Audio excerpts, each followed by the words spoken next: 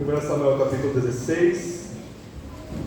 Após a leitura de dizer, essa é a palavra do Senhor, todos que respondam com amém, nós vamos orar mais uma vez. 1 Samuel 16, verso 1. O Senhor disse a Samuel: até quando terás dó de Saul, tendo eu o rejeitado, para que não reine sobre Israel? Enche o teu vaso de azeite e vem. Eu te enviarei a Jessé, o belemita, porque escolhi um de seus filhos para ser o rei. Mas Samuel disse: como poderei ir? Saul descobrirá e me matará. Então o Senhor disse: leva contigo uma bezerra e lhes vim oferecer sacrifício ao Senhor. Tu convidarás Jessé para o sacrifício, e eu te direi o que deverás fazer. Ungirás para mim aquele que eu te indicar. Samuel fez o que o Senhor tinha dito. Ele chegou a Belém, e os líderes da cidade foram tremendo ao seu encontro e perguntaram: tu vens em paz? E ele respondeu: venho em paz. Vim oferecer sacrifício ao Senhor. Santificai-vos e vinde comigo ao sacrifício. Ele consagrou Jessé e seus filhos e os convidou para esse sacrifício. Quando entraram, Samuel viu Eliabe e pensou: certamente este é o ungido do Senhor. Mas o Senhor disse a Samuel: não dê atenção à aparência ou à altura dele, porque eu o rejeitei. Porque o Senhor não vê como o homem vê, pois o homem olha para a aparência, mas o Senhor para o coração. Depois Jessé chamou Abinadab e o apresentou a Samuel, que disse: o Senhor não escolheu este. Então Jessé apresentou Samá, mas Samuel disse: o Senhor não escolheu este. Assim Jessé apresentou 7 de seus filhos a Samuel, mas Samuel disse a Jessé: o Senhor não escolheu nenhum destes. E Samuel disse mais a Jessé: eles são todos seus filhos? E Jessé respondeu: ainda falta o mais novo, que está cuidando das ovelhas. Então Samuel disse a Jessé: manda trazê-lo, porque não nos sentaremos para comer até que ele venha aqui. Jessé mandou buscá-lo e o apresentou a Samuel. Ele era ruivo, de belos olhos e de boa aparência. Então o Senhor disse: levanta-te e unge-o, porque é este mesmo.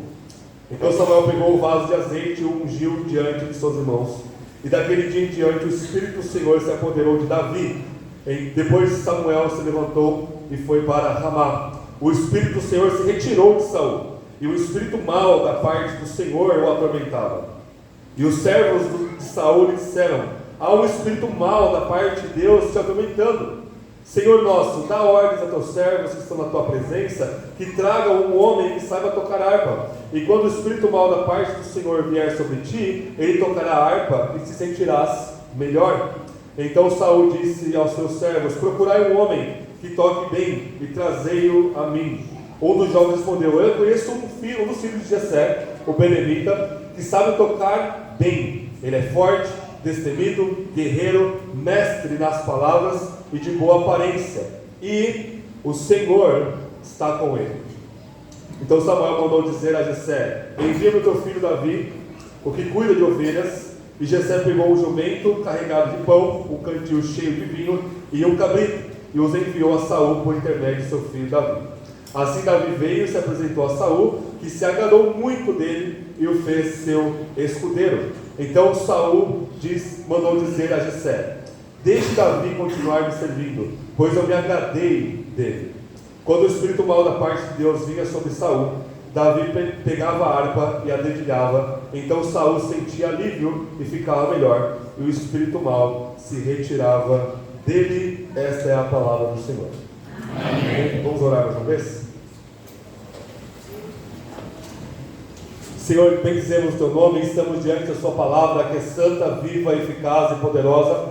É pela sua palavra que o Senhor criou os céus e a terra, é pela sua palavra poderosa que o Senhor sustenta todo o universo, e é pela sua palavra que nós somos salvos, edificados, santificados e preservados na sua graça. Portanto, fale conosco na sua palavra, fale com cada um de nós, aos nossos corações, e nos transforme à imagem do seu Filho Jesus, aquele que é o nosso primogênito, aquele que nos herda como seu povo pela sua morte e ressurreição por nós. É o que nós te pedimos para a sua glória, em nome de Jesus. Amém. Nós vamos começar hoje com um clássico da literatura infantil. Quem aqui já leu O Pequeno Príncipe? Levanta a mão. Crianças já ouviram falar? A maioria do Pequeno Príncipe. A maioria da nossa igreja já leu, está lendo e relê esse livro. É um livro fantástico. É a história, basicamente, tem um piloto que ele cai lá no deserto do Saara. Ele encontra um menino, e esse menino ele veio de um outro lugar, ele veio de um asteroide. E ele conta a sua trajetória ali de planeta em planeta até que ele chega ali no nosso planeta. E ele vai mostrando ali como que o modo que os adultos olham para a realidade de forma geral é uma coisa totalmente insignificante, não tem significado, não tem beleza, não tem propósito além do trabalho, além do cotidiano. E esse livro, essa literatura, essa ficção do Pequeno Príncipe, ele nos ensina muito sobre como olhar para as coisas, né? Você tem um olhar diferente ali do Pequeno Príncipe, depois o olhar dele melhora, a raposa ensina ele a olhar para as coisas de forma mais apropriada ainda, né? A gente tem várias frases marcantes nesse livro. Ele tinha uma flor que ele cuidava lá no seu asteroide, aí ele se perde dela, ele se encontra ali no nosso planeta com várias plantações ali de flores parecidas. Ele fica indignado e a raposa fala: olha, você se torna responsável por aquilo que você cativa, né? Alguma coisa assim. Você precisa cativar o cuidado com as coisas. E aquilo vai se tornar especial para você, você fica ligado àquilo. E tem uma frase muito icônica nesse livro que vai falar que só se vê bem com o coração, e aí ao final o essencial é invisível aos nossos olhos. Aquilo que é essencial, aquilo que é mais pesado, mais significativo, ele é invisível aos nossos olhos. E é claro que o nosso Deus é invisível aos nossos olhos, é claro que todo o significado que nos cerca é invisível aos nossos olhos, e o essencial mesmo nós não conseguimos apreender ou captar com o nosso globo ocular. Nós precisamos de algo a mais do que isso, e não é especificamente nosso coração, é a revelação do próprio Deus. E este capítulo 16 aqui, onde vai introduzir este pequeno príncipe, este pequeno futuro rei de Israel, que já é ungido aqui nesse capítulo, é como nós devemos olhar para as coisas. A gente vai ver como é que Deus olha para as coisas, como é que Davi olhava para as coisas, e como é que Saul, de forma muito distorcida, olhava para as coisas. E o olhar não é simplesmente discernir cores e objetos, mas olhar na Bíblia é você discernir, é você julgar aquilo que é certo e que é errado, é você interpretar a realidade com determinados óculos. E aí, às vezes, a gente tem o óculos de Deus, que é a palavra de Deus, para interpretarmos a realidade de forma correta, ou se nós temos os óculos nossos mesmos, e os nossos enganos, interpretamos a realidade conforme o nosso bem entender. Isso é a essência do pecado na Escritura. Então nós vamos ler o capítulo 16, verso 1 até o verso 7. Nós vamos ver Deus, como ele escolhe Davi, a escolha de Deus, e essa escolha de Deus, ela reverte os nossos padrões. Verso 8 ao 13, a gente vai ver o Espírito de Deus capacitando Davi e se ausentando de Saul. E no verso 14 até o final nós vamos ver como é que a providência de Deus, ela exige serviço genuíno da parte de Davi, já servindo o rei rejeitado por Deus, o rei Saul. Então vamos ver em primeiro lugar, capítulo 16, verso 1 ao 7, como é que Deus escolhe e como é que Deus olha para a criação, porque isso está conectado. O modo como Deus olha é o modo como ele elege e rejeita as coisas conforme ele mesmo. Então, verso 1 vai dizer assim: o Senhor disse a Samuel: até quando você vai ter dó de Saul? Saul já foi rejeitado, Samuel. O capítulo 15 foi o clímax da sua derrota, o clímax da sua rejeição. Ele lutou contra os amalequitas, para ele matar todo mundo, não é para pegar despojo nenhum. Ele não mata o rei dos amalequitas, ele não mata Agag, ele toma para si as melhores ovelhas. E foi uma mostrou de forma muito clara para nós semana passada o quanto que Saul, ele, ao desobedecer a ordem de Deus, ele está dizendo: eu não pequei. Eu não peguei porque eu fiz o que Deus mandou, mas ele fez de forma parcial, e ele pegou para ele o que mais lhe interessava, aquilo que o beneficiava. Agag como uma moeda de troca, o rei cativo dele ali era interessante para ele, ao mesmo tempo que os melhores animaizinhos ali dos amalequitas foram preservados também, e isso para o benefício de Saul. Então a meia obediência é uma desobediência completa. É isso que nós vimos na semana passada. E Samuel se coloca diante de Saul, e fala: o que você fez? Ele fala: eu obedeci a Deus. Samuel fala: não, você não obedeceu. Ele falou: não, foi o povo, é igual Eva, né? Foi o povo que pegou os animaizinhos onde deveriam ser pegados. E Saul diz claramente, e não é a primeira vez que Samuel fala: Deus te rejeitou como rei. Ele permanece reinando. No final do capítulo 15 fala que Saul vencia as guerras, capítulo 14 também, mas ele foi rejeitado por Deus. Mesmo ele no trono, Deus não o aprova mais. E Samuel estava com dó, Samuel estava com pena. E veja que não é uma compaixão que a gente deve sentir por todos nós. Não é uma misericórdia que Samuel está falando. A dó aqui é uma dó no sentido de que Deus rejeitou e ele estava querendo preservar Saul. Ele estava com uma piedade pecaminosa em relação a Saul.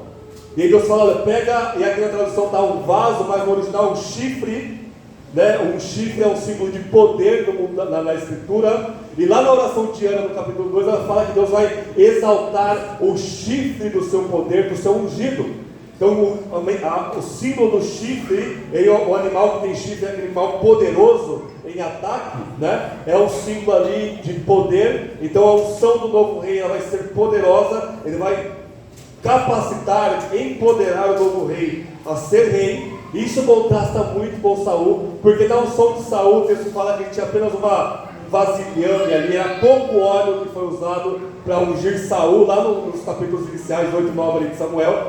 Enquanto Davi tem um chifre, basicamente um vaso, é a mesma ideia de quantidade, é muito óleo que vai ser derramado sobre Davi. E aqui as diferenças e os contrastes de Davi e Saul já começam a gritar. Quando Saul foi ungido rei, é dito que o seu pai era muito rico. Ele é da tribo de Benjamim, e o seu pai tinha vários servos, ele tinha um grande número de gado, e várias pessoas eram necessárias empregar para cuidar, tomar conta desses gados. Do contraste de Jessé, é um homem humilde, financeiramente humilde, lá de Belém, de Judá. Como é que a gente sabe que ele era humilde? Porque todo o gado dele, todo o trabalho dele, exigia-se só uma pessoa para cuidar, que era Davi, o menor, o mais novo, ou seja, ele tinha poucos recursos. Estava comentando ontem com os rapazes da nossa igreja, eu falei assim: olha, é óbvio que ele tinha poucos recursos, porque Davi, diante de um urso e de um leão, para atacar uma ovelhinha, ele matou o urso e o leão. Se ele tivesse muitas ovelhas, pode pegar quantas ovelhas você quiser, senhor urso. Não tenho o menor problema com isso. Mas era escasso, ao ponto de Davi achar mais vantajoso enfrentar um urso e um leão do que perder uma ovelha, 2 ovelhinhas ali de seu pai. Então esse é um contraste da origem humilde de Davi aqui e da sua unção sobremaneira maior do que de Saul. Aqui os contrastes vão só aumentando conforme o texto vai progredindo aqui. Samuel, ele fica com medo. O profeta, juiz, sacerdote, ele fica com medo. Ele fala: olha, se eu for lá ungir no filho de Jessé, Saul vai me matar.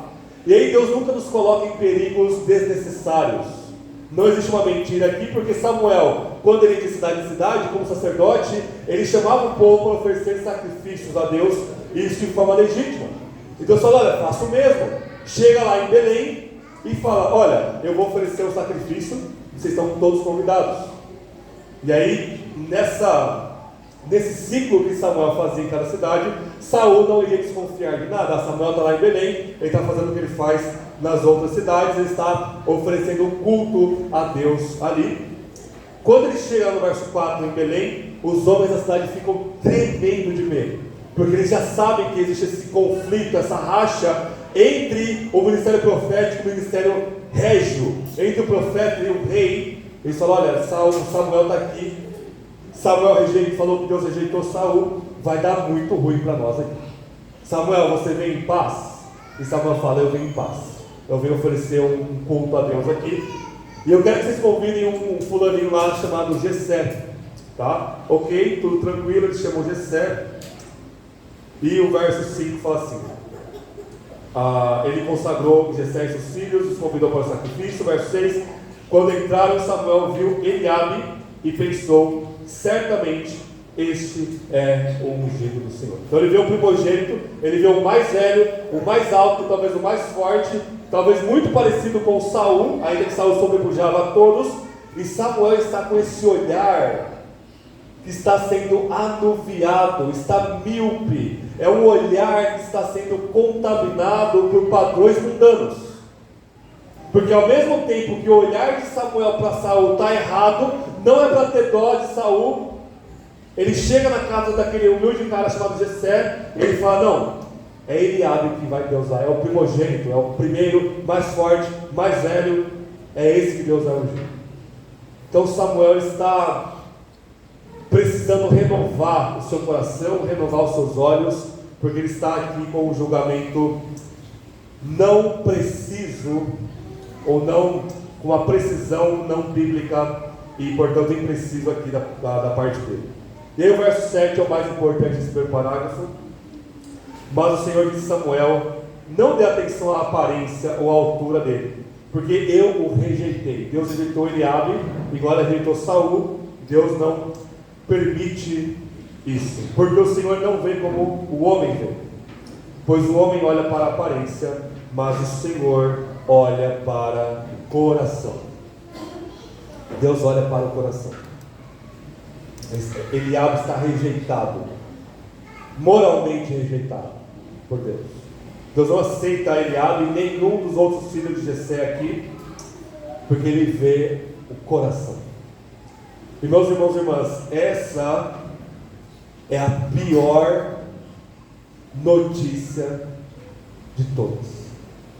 O fato de Deus olhar o seu coração, o fato inescapável de Deus conhecer o meu coração, a realidade intransponível de Deus, que é infinitamente puro e eternamente santo, conhecer exaustivamente todos os momentos, todos os pensamentos, desejos, sentimentos e planejamentos do nosso coração, é a coisa mais aterrorizante que existe.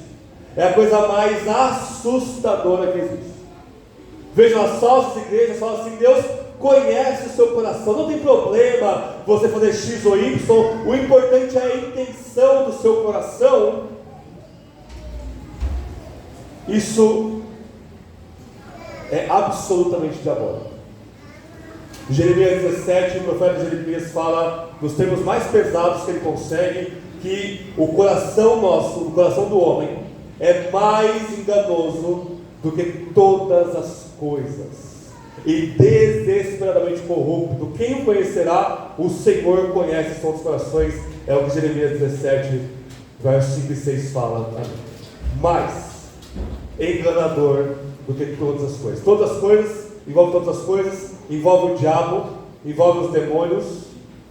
Vejam, a Bíblia fala assim: resistam ao diabo, e ele faz o quê? Ele vai fugir, ele fugirá de vós. O seu coração não foge de você. É aquela brincadeirinha que tem nas redes sociais, né? Onde você for, você vai estar lá. Não tem como fugir de você. O diabo, ele não é um ser onisciente, ele é um ser, uma criatura. Ele não está o tempo todo tentando todo mundo. Os demônios também têm os seus limites, mas o nosso coração está 24 horas por dia conosco, porque somos nós mesmos. Todos esses pensamentos pecaminosos que você tem, não é o diabo que está do seu lado. Você não é tão importante assim, meu querido. O diabo não aparece para qualquer perrapado como eu, não. Ele aparece para tentar Jesus no deserto. Ele aparece para tentar Davi, alguém que aparece para Jesus aqui. É seu esse pensamento. Esse seu desejo incontrolável de pecar não é uma coisa estranha que surgiu, alguém colocou, é o mundo que está me tentando. Não, é seu, nasce em você, isso é você mesmo.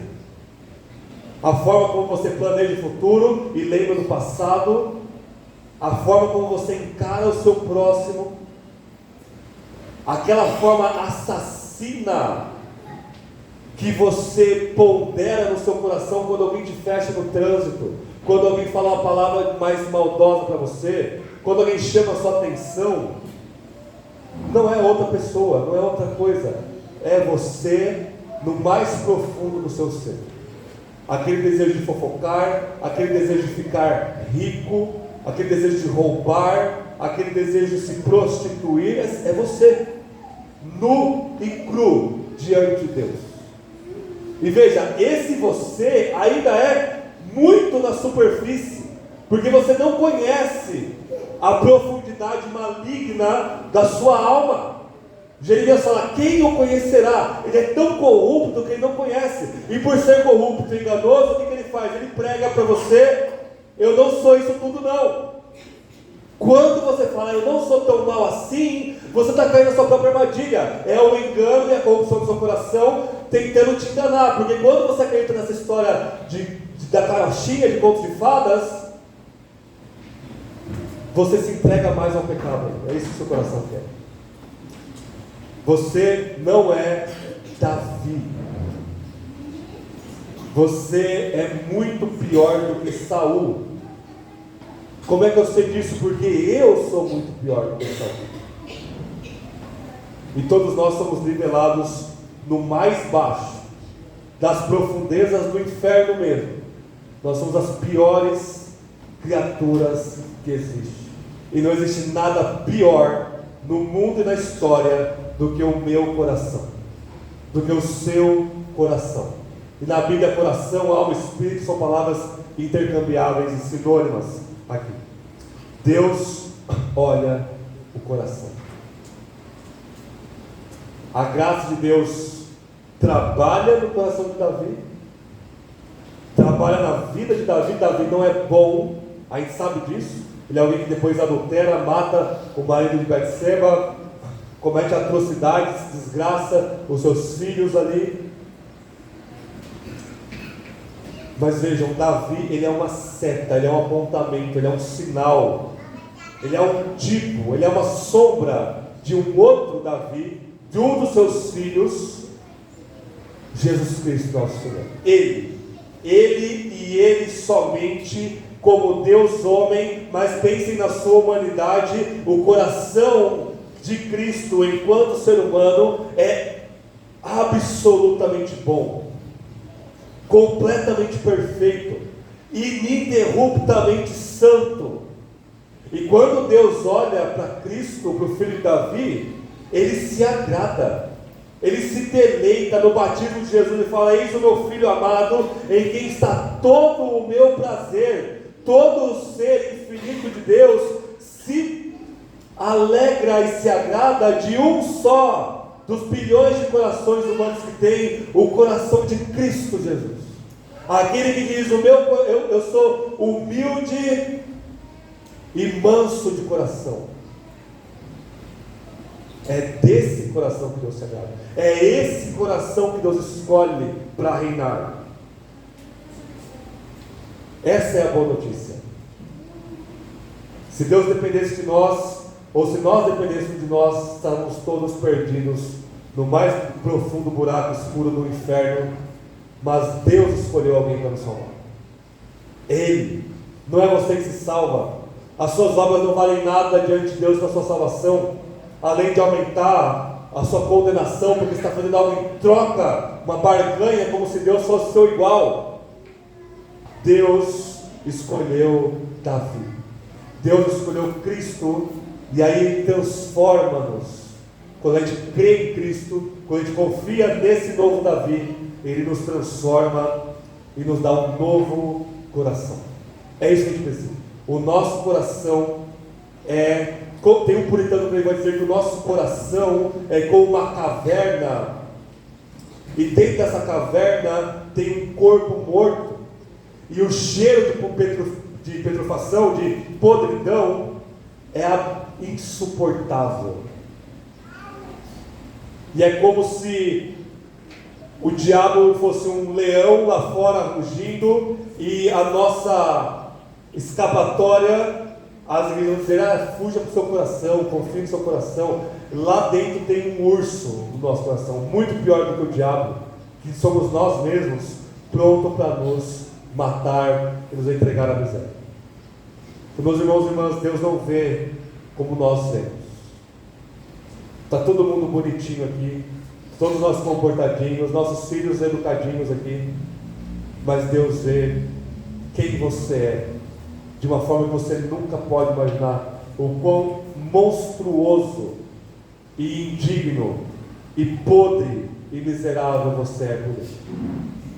Você precisa de uma coisa nova, de um novo coração, desse coração de pedra morto ser arrancado cirurgicamente pelo Espírito, e Deus te dar um coração novo, de carne que pulsa e viva para Deus. Segundo lugar, verso 8 ao verso 13, o Espírito de Deus que capacita o seu servo, diz assim, verso 8: depois Jessé chamou Abinadab e apresentou a Samuel, que disse: o Senhor não escolheu a este. O texto vai se repetindo com todos os filhos dele aqui. Verso 11: Samuel disse mais a Jessé: estes são todos seus filhos? Jessé respondeu: ainda falta o mais novo, e este está cuidando das ovelhas. Então Samuel disse a Jessé: manda trazê-lo, porque não nos sentaremos para comer até que ele venha aqui. Jessé mandou buscá-lo e apresentou a Samuel. E ele era ruivo, de belos olhos e de boa aparência. Então o Senhor disse: levanta-te e unge-o, porque é esse que eu vou ungir, é esse que você vai ungir, Samuel. É este menino, o mais novo dos filhos de Jessé, aquele que é um pastorzinho de ovelhas, aquele que não foi chamado para estar com a família, estava trabalhando, então não tem problema deixar o caçula trabalhando lá. Samuel, o cara mais importante, Israel está aqui, todos os meus filhos estão aqui. Davi pode continuar cuidando das ovelhinhas lá, porque a gente não pode perder recursos. É este menino, ruivo. Ele ser ruivo lembra muito Adão. Adão, a palavra Adão em hebraico é aquele que é avermelhado, é como se ele tivesse feito uma terra mais avermelhada. Este é o rei, este é o novo Adão que vai reinar sobre o povo de Deus. E a Escritura, de forma muito sutil, ela faz um jogo aqui de palavras, e ela vai falar que a aparência do olho de Davi era boa. Era boa. É a mesma palavra tove, a palavra hebraica tove, é a mesma palavra para descrever a criação é boa. Deus vê a criação com bons olhos e a criação é boa. Existe uma conexão então entre o olhar físico de Davi ser um olhar bom, um olhar bonito, um olhar pujante, vivo, e a forma como a graça de Deus capacita Davi a olhar para as coisas. Davi ele vai olhar para a realidade e interpretá-la de acordo com a palavra de Deus, o tempo todo. Saul mandou me chamar, eu vou servir Saul. Golias, a gente vai ver semana que vem com o Tiago. Golias, eu estou olhando para esse gigante escamado aí, ele não é nada. Quem é esse Golias, esse gigante, diante do Senhor dos Exércitos? Como que ele se atreve? Eu vou lá sozinho, sem a armadura de Saul, eu mato ele tranquilamente. Davi nem titubeou de duvidar que ele podia matar Golias. Ele está interpretando a realidade com bons olhos. Ele está discernindo e julgando tudo ao seu redor com bons olhos. Esse é o olhar de Davi aqui, esse é o olhar daquele que vai ser ungido para ser rei. E o verso 13 fala que o Espírito se empodera de Davi, ao passo que ele não se afasta mais de Davi. Contrário de Saul, o Espírito se afastou dele. Então vejam, irmãos, o Espírito Santo aqui no Antigo Testamento, ele está capacitando pessoas, homens, para exercer funções, para exercer ofícios. Ele capacita os sacerdotes levitas a serem sacerdotes diante de Deus do povo. Ele capacita os profetas a profetizarem, e ele capacita os reis a reinarem. Isso não quer dizer, isso não diz nada sobre salvação ou não, necessariamente falando. O Espírito se apodera de Davi, o capacita a ser rei, E a gente tem uma mudança muito significativa no Novo Testamento. Jesus, como o novo Davi, ele é aquele que é sem medidas dado o Espírito Santo, como diz João capítulo 3. Ele é completamente capacitado pelo Espírito. O Espírito mora em Jesus. Jesus é o templo final de Deus. E ele estende isso para nós. E em João capítulo 14, 16, ele fala assim: olha, eu vou aos céus para que eu possa derramar o Espírito da nova criação, o Espírito que vai renovar e inaugurar a nova criação de fato. E Jesus fala assim: Ele estará em vós, e estará em vós para sempre. Não tem como o Espírito Santo habitar numa pessoa, regenerar o coração dela e depois se afastar dela, no sentido definitivo de abandonar aquela pessoa. Isso é o que as pessoas chamam de perder a salvação. Isso não existe, porque a salvação não é nossa, não depende de mim, não depende do meu conhecimento, das minhas obras, da minha piedade, da minha religião, da minha tradição, da placa da igreja que eu participo. Não, a salvação depende do começo, do meio e do fim de Deus. E o Espírito de Jesus fala: habita em nós definitivamente para sempre. Agora, Hebreus capítulo 6 vai dizer que o Espírito, ele pode fazer operações na vida de uma pessoa extraordinárias e mesmo assim não ter habitado e transformado aquela pessoa. Por exemplo, você pode ser membro de uma igreja boa, isso não quer dizer que o Espírito habita em você necessariamente. Você pode ter manifestações extraordinárias e sobrenaturais de Deus na sua vida, isso não quer dizer nada. Mateus capítulo 7 fala: naquele dia muitos me dirão: Senhor, Senhor, em teu nome, no nome de Jesus eu expulsei demônios, eu operei milagres e maravilhas. E Jesus vai falar: afastai-vos de mim, malditos, eu nunca vos conheci, porque vocês são praticantes da iniquidade, vocês não fazem a vontade do meu Pai que está no céu. Vejam, eles faziam em nome de Jesus. Jesus emprestava o seu poder e o seu nome a essas pessoas. Eram sinais genuínos, não eram falsificações como a gente tem nas igrejas neopentecostais hoje. Existem vários vídeos na internet que as igrejas mundial e universal contratam atores o tempo todo para fingir que estão endemoniados. Isso é, com certeza, isso é um fato. Não, são pessoas que estão operando coisas sobrenaturais, curando enfermos, expulsando demônios. E Jesus não fala: olha, eu conheci vocês por um tempo, mas depois vocês vacilaram e aí não dá. Não, Jesus fala: eu nunca vos conheci. Eu nunca tive um relacionamento pessoal e salvador com você. É o mesmo caso de Saul. Ele foi ungido para ser rei, mas ele não teve o Espírito habitando nele como nós temos ele. E Davi, quando ele peca, ele fala no Salmo 51: Senhor, tem um só pedido para fazer: não retire de mim o seu Espírito. E de fato Deus não retira. Mas agora em nós, por causa de Cristo, o Espírito nos capacita de forma definitiva. E Ele o faz, vejam bem, a obra do Espírito no Novo Testamento, a obra que vale, a obra que salva, a obra que é eterna, ela é interna, ela não é externa. Aqui a gente tem, por exemplo, Gálatas 5. O que é o fruto do Espírito? Coisas extraordinárias? Não.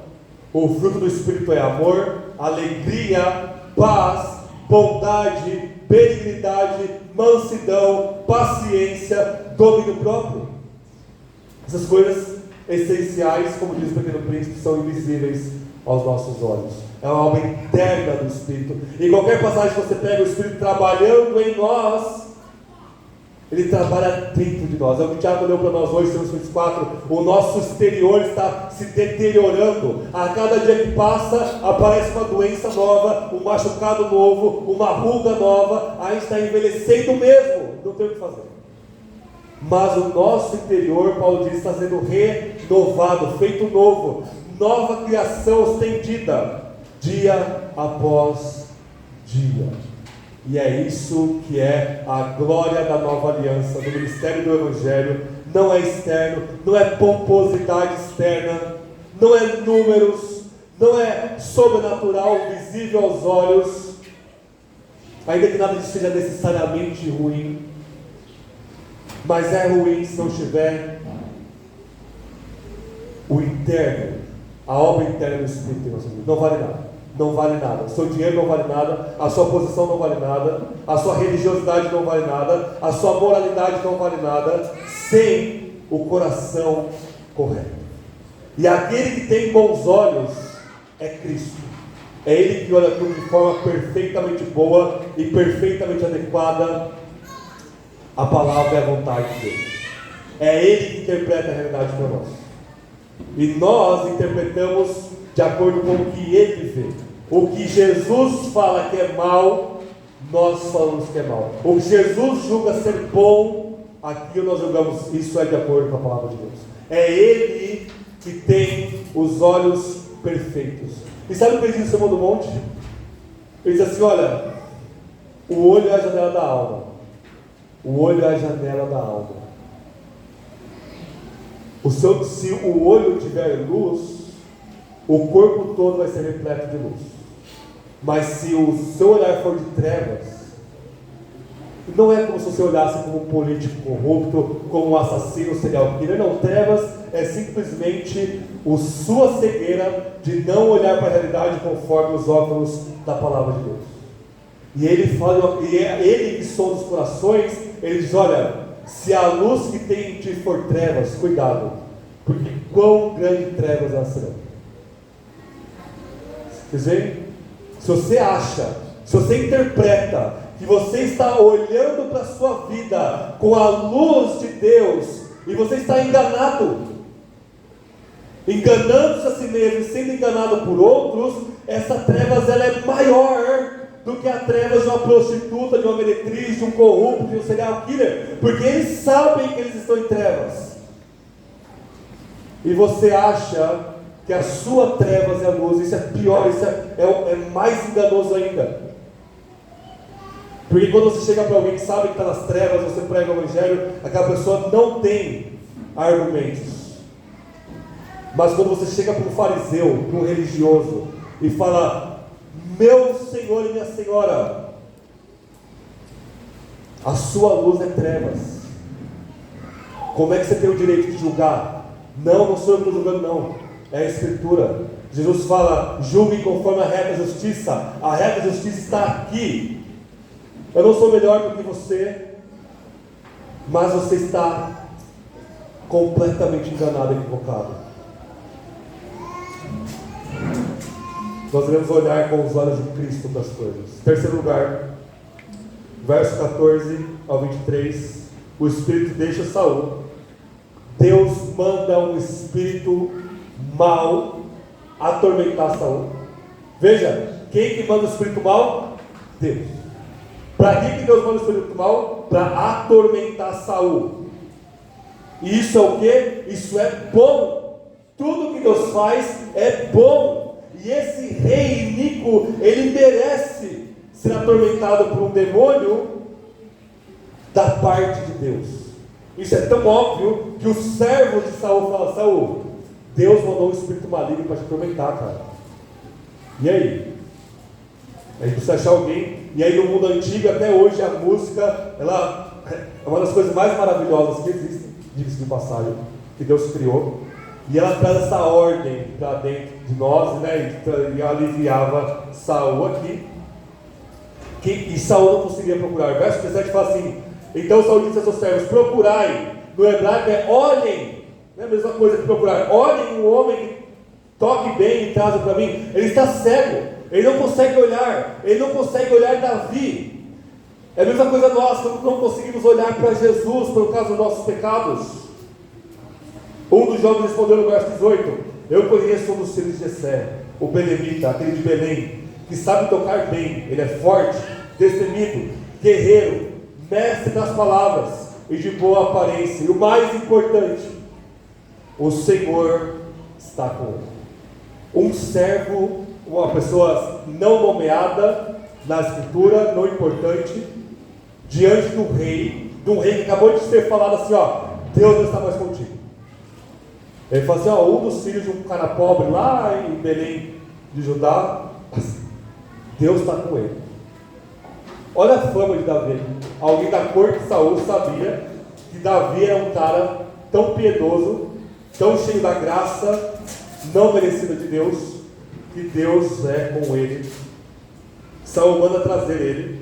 Jessé prepara ali no verso 20 um presente humilde, super humilde aqui para Saul. Davi chega lá no verso 21, ele chega lá, Saul se agrada dele. No texto hebraico fala que Saul olhou bem para Davi, ele se agrada dele, e ele pede para Jessé: deixa esse menino ficar aqui comigo, porque eu me agradei dele. E o texto termina: Davi tocava a harpa, e o Espírito deixava Saul, e Saul tinha alívio ali. Em nenhum momento Davi não falou ainda, vocês repararam? Davi só vai falar no capítulo 17, pegando esse semana que vem. Só vai falar lá, ele não fala nada ainda. Ele não aparece aqui praticamente.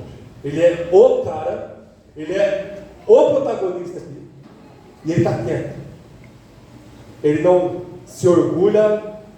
Ele sabe que Samuel ungiu Saul com um pouquinho de óleo e que ele derramou um jarro, um chifre de óleo sobre Davi. Ele sabe que ele foi escolhido em detrimento dos seus outros 7 irmãos mais velhos.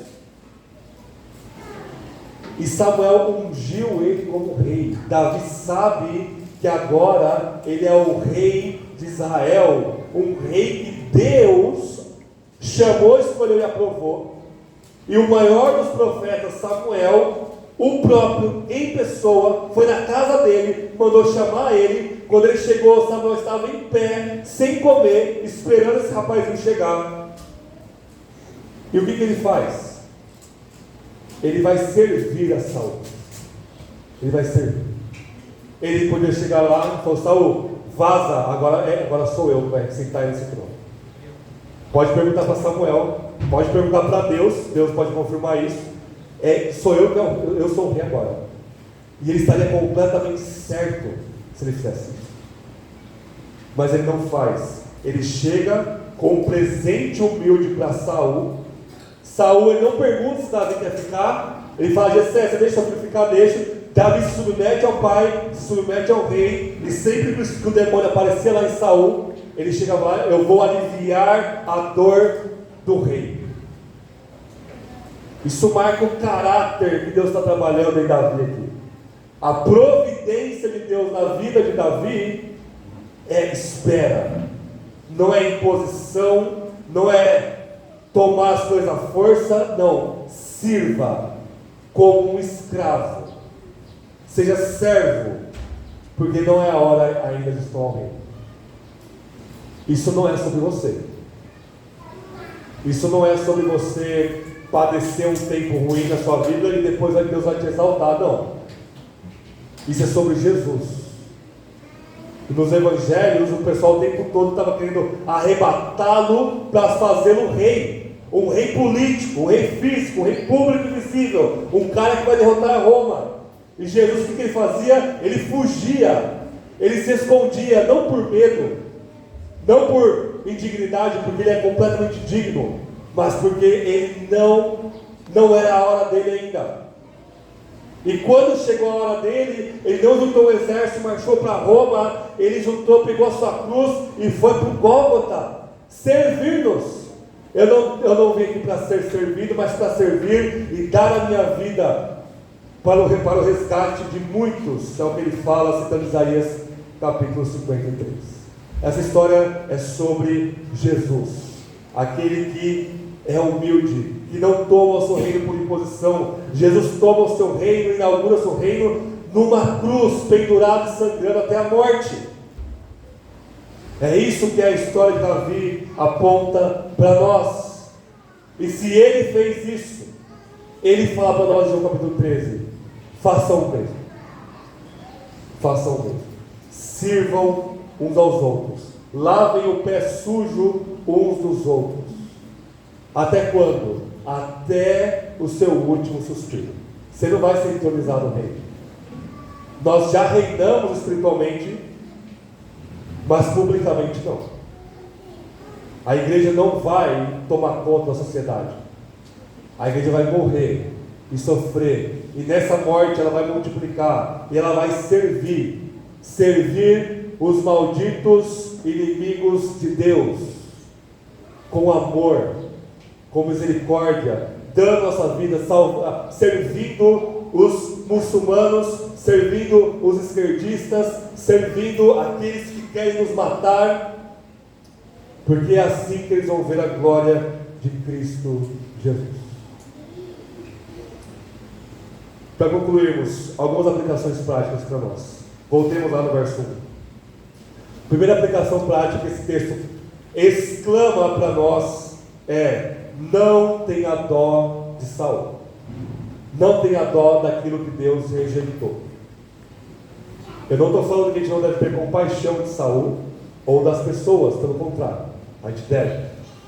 O Espírito nos move a nos compadecermos de todos, com uma compaixão genuína, não como algo, eu sou melhor do que você e portanto tenho compaixão de você, não, uma compaixão que sofre junto, padece junto, compaixão, padecer junto, mas não essa dó de Samuel aqui, uma dó de permitir aquilo que Deus não permite.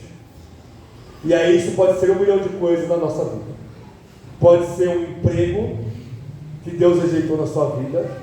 Se esse emprego ele te leva a pecar, se esse emprego te toma todos os domingos e te impede de adorar a Deus, se esse emprego te leva a mentir diariamente, se esse emprego te coloca numa zona de risco muito grande, pecaminosamente falando, Deus rejeitou. Não tenha dó do seu emprego. Procure um outro emprego, pelo amor de Deus. O seu emprego não é pétreo. Deus não te eu sou vocacionado para fazer exatamente isso. Não, a sua vocação é ser cristão e trabalhar no que tiver, no que a providência te permitir trabalhar. Não tenha dó de Saul. Isso pode ser uma igreja. Vejam, se a nossa igreja se desviar do Evangelho, não tenham dó dessa igreja, sumam dessa igreja.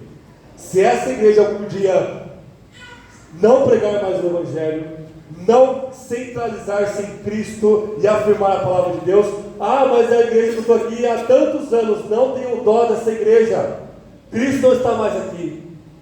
Se nós fizermos isso, vão para qualquer outra igreja. Não tenho dó de nenhum líder, pelo amor de Deus. Se eu pecar ao ponto de eu estar me desqualificando e me tornando repreensível por estar pastoral, não é o William, não. Demitam-me. Não tenham dó do que Deus rejeitou. Porque se você tem dó, você vai abraçar o pecado no seu peito. E isso vai te corroer. É para o seu bem. E para o bem da sua família e da sua igreja. Não tenham dó daquilo que Deus rejeitou. Segundo lugar, esse texto foca em olhar, e o coração é o foco aqui desse texto também, e de todo o livro de Samuel, como o Rafael sempre nos lembra. E isso nos coloca uma alerta, né? A segunda aplicação é cuidado com as primeiras impressões. Cuidado com as primeiras impressões. A primeira impressão, Davi não é o eleito. A primeira impressão é Eliabe, o primogênito de Jessé, o eleito. A primeira impressão, Saul é maravilhoso. Saul é forte, bonito, alto, ele é guerreiro, ele é um cara top. Cuidado com as primeiras impressões. Isso não quer dizer que a gente vai olhar para as pessoas com desconfiança, não, jamais. É o contrário. A gente olha sempre com amor, sempre com cuidado, com carinho, com serviço. Não é que você vai olhar desconfiando das pessoas, não. Mas você não vai ser uma pessoa ingênua de confiar em primeiras impressões quando se trata do reino de Deus. Então você olha para o seu filhinho, ele está citando o texto bíblico, ele está cantando, e você vai se ludibriar com isso. Sonhe o coração do seu filho, é que eu vi daqui a pouco na outra aplicação. Chegou uma pessoa aqui na igreja maravilhosa. Ok, ela é maravilhosa, ninguém desconfia de nenhum visitante aqui. Mas você vai ser testado primeiro para ver se você crê em Jesus, para você fazer parte dessa igreja primeiro. Isso é bom, isso é para o bem e para a glória de Deus. Terceiro lugar, renove a sua mente. Samuel precisava renovar a mente. Romanos 12, Paulo fala: renovem a vossa mente para que vocês não se conformem aos padrões deste mundo, mas para que vocês experimentem a boa, perfeita e agradável a vontade de Deus. Se Paulo está falando, é porque a nossa mente tem a tendência de ser conformada a este mundo. Igual Samuel aqui, se Samuel foi, quem dirá nós? A nossa tendência é, conforme passando o tempo, os dias, e você não vai renovando a sua mente, o mundo é como se fosse um carimbo, uma forma, e ele vai te pressionando. E essa pressão ela é real, e ela é moldante, e ela vai te moldar. Não tem como você não ser moldado. Você é completamente moldável, nós somos isso. Deus nos criou assim. Só que o molde tem que ser Cristo e a sua palavra. E a gente precisa renovar esse molde diariamente em nossas vidas. Como você olha para sua esposa, como você olha para o seu marido, para os seus filhos, para o seu trabalho, para a sua igreja, para a palavra de Deus, precisa ser um olhar bom, um olhar luminoso, um olhar renovado, um olhar cheio do Espírito. E não esse olhar morto, desinteressado, depressivo, para baixo, insignificante. Você precisa renovar o seu coração diante de Deus. E você faz isso orando, lendo a palavra de Deus, em comunhão com a igreja e com os irmãos, é um dos meios de graça que nós sabemos. Quarto lugar de 5. Valorize os trabalhos humildes. Todo trabalho é humilde. Sabe por que todo trabalho é humilde? Porque todo trabalho é servir.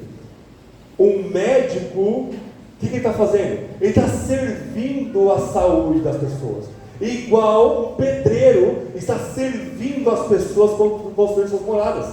Igual uma pessoa que serve um McDonald's ou qualquer coisa, está servindo, é o mesmo ato. O que muda é a coisa que é servida e as pessoas são servidas. Não tem emprego melhor do que o outro. Todo emprego é digno. E a minha geração e a geração X que está vindo aí, tem essa ideia de que tem trabalho que não vale a pena. Eu não vou ser ajudante de pedreiro. Eu não vou trabalhar em mercado. Por que não? Porque quando você fala isso, você está orgulhoso. Você acha que você é alguma coisa. Você acha que você merece alguma coisa. Você está com a ganância aí, gritando: eu quero estourar aí nas redes sociais e ser milionário. Isso é fruto de um coração podre e caído. Não importa se você é advogado ou se você poda a árvore da sua vizinhança. A gente tem que valorizar. Por quê? Porque Davi valorizava o seu trabalho de cuidar das ovelhas. E a Bíblia fala que ele tinha um bom olhar. Eu não vou me desgastar tanto aqui nesse trabalho. Davi matou um urso por causa de uma ovelhinha e um leão. Ele colocou a sua vida em risco ali. A gente tem que valorizar aquilo que Deus coloca para nós. Por quê? É Deus que interpreta a realidade. Ele fala: o trabalho é bom. Trabalho. É isso que eu estou te dando. Essa é a providência para você. Trabalhe. E em quinto e último lugar, para nós terminarmos, a gente precisa voltarmos para o coração nosso, da nossa família, da nossa igreja. A gente precisa pastorear o coração uns dos outros. A gente precisa parar de olhar para as coisas externas. A gente precisa ter mecanismos e práticas que vai colocar o centro do nosso cuidado naquilo que realmente importa, que é o nosso interior. Os maridos precisam pastorear o coração das suas esposas. Os pais e as mães precisam pastorear o coração dos seus filhos. A gente precisa estar aqui na igreja e buscar a renovação do coração nosso e dos nossos irmãos e irmãs. E não, quebrou o som, não tem microfone, não tem reboco na parede, não tem data show, não importa, essas coisas não importam. A gente está numa caverna, num buraco, não importa. É o coração que importa.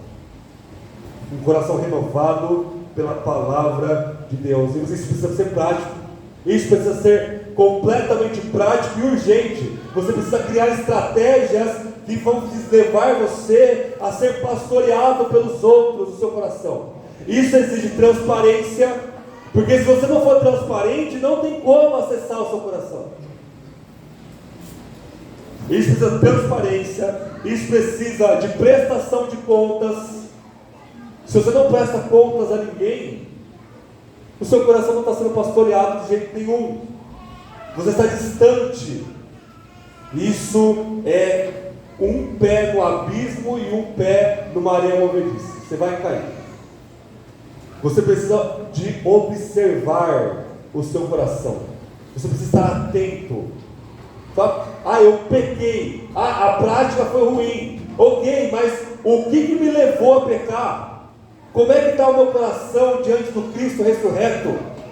Como é que está o meu coração quando eu oro, quando eu canto, quando eu leio a Bíblia? Está ruim? Ok. Deus, me dê arrependimento. Me mostre como eu posso mudar e mude. E Deus vai abençoar esse seu labor, reunindo tudo que você tem e toda a sua força para ser renovada por Deus. É isso que Deus usa. Porque se você está vendo isso e vendo coisas para mudar, é porque atrás das cortinas desse seu coração, o Espírito Santo está te levando a isso. Mas você precisa agir hoje sobre o seu coração. E você precisa de Cristo e do coração de Cristo pulsando na sua veia. Você só vai ser renovado quando você olhar para o filho de Davi com fé. Amém? Vamos orar? Senhor, nosso Senhor Jesus, naquela cruz, o Senhor foi ao mesmo tempo o rejeitado por Deus. O Pai o abandonou completamente e derramou a sua ira fulminante e a sua maldição completa sobre o Senhor, porque o Senhor levou os nossos pecados. Mas o Senhor também é o eleito, o Senhor foi o escolhido, porque só o Senhor é capaz de fazer o que o Senhor fez por nós. E o seu sacrifício foi aceito, porque Deus o levantou ao terceiro dia dos mortos. O Espírito ressuscitou da sepultura, e o Senhor mesmo, em seu próprio poder, levantou-se da mansão dos mortos e nos deu do seu Espírito e governa sobre nós. Os nossos olhos não conseguem te achar. Nós somos muito mais cegos do que Saul, mas os seus olhos estavam sobre nós antes da criação do mundo. Os seus olhos, que são puro chama de fogo em santidade e justiça, olhou para nós com compaixão e misericórdia, nos escolheu sem nada em nós e foi até as últimas consequências para nos salvar. Ajude-nos pelo seu Espírito a olhar para Ti. Não retire de nós o Teu Espírito, pois isso não é possível, mas não permita que nós venhamos entristecer o Seu Espírito com os nossos pecados. Acenda a chama da obra do Seu Espírito no coração de cada um de nós. Habite, ó Deus Espírito, em quem ouviu a Sua palavra nesta manhã. Faça essa obra incompreensível e extraordinária em nossas vidas, que somente o Senhor pode fazer. Em nome de Jesus nós oramos. Amém.